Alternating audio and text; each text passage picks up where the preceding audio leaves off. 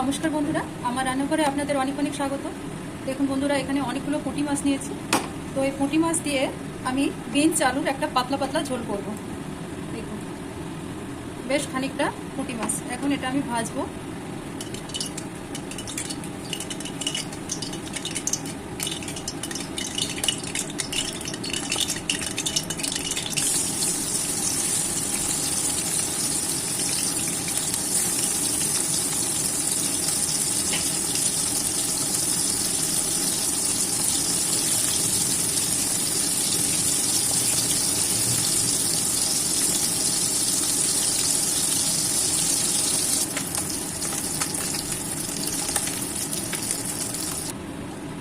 দেখুন, পুঁটি মাছগুলো সব ভেজে নিয়েছি।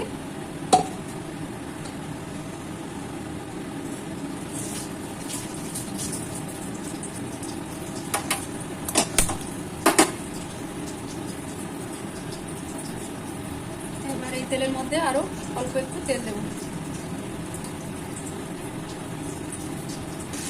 দুটো তেজপাতা দিচ্ছি, একটু আদা কুচো করে, বেশ কিছুটা রসুন,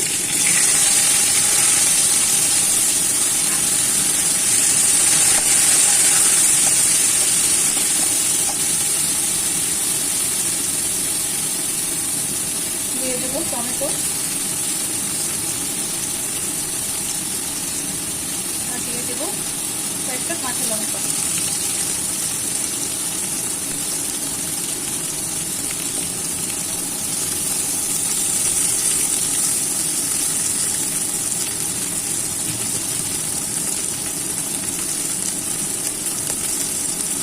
নুন দিয়ে দিলাম।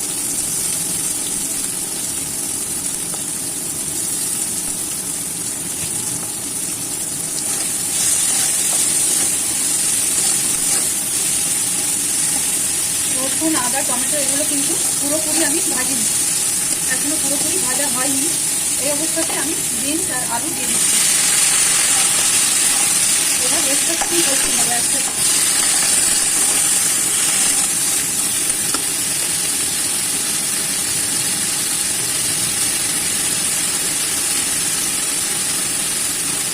হলুদ,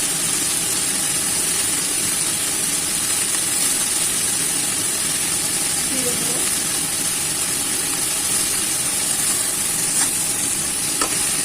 দিয়ে চাপা দিয়ে দেবো।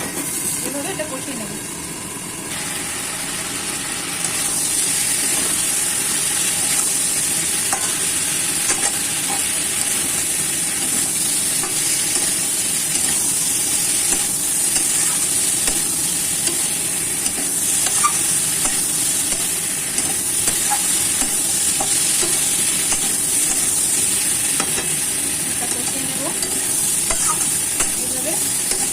জল দিলে রান্না প্রায় শেষের পথে।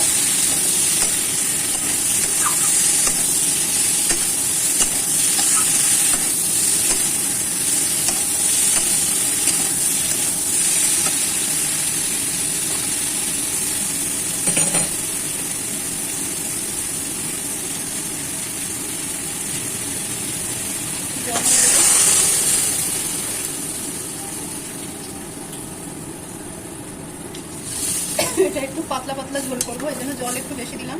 দেখুন, অনেকটাই জল দিয়েছি, খুব পাতলা ঝোল। এবার চাপা দিয়ে দিচ্ছি। এরপরে ফুটে উঠলে মাছগুলো দিয়ে দেবো, রান্না শেষ হয়ে যাবে।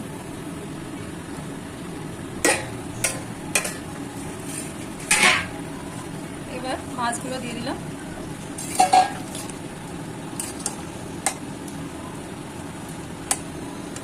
মাছগুলো দিয়ে একটু ফুটলেই নামিয়ে নেবো, যেহেতু পুঁটি মাছ খুব বেশিক্ষণ লাগবে না। এবার দুটো কাঁচা লঙ্কা দিয়ে দিচ্ছি, দিয়ে আর একটু চাপা দেবো, দিয়েই নামিয়ে নেবো একটু বাদে।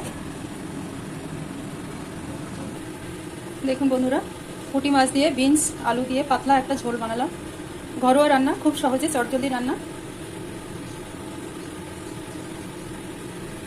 তো এরকম সহজ সহজ রান্না আমি করি, খুবই চটজলদি হয়ে যায়। ভালো লাগলে অবশ্যই আমার রান্নাঘর মধুর রান্নাঘরটি সাবস্ক্রাইব করতে ভুলবেন না।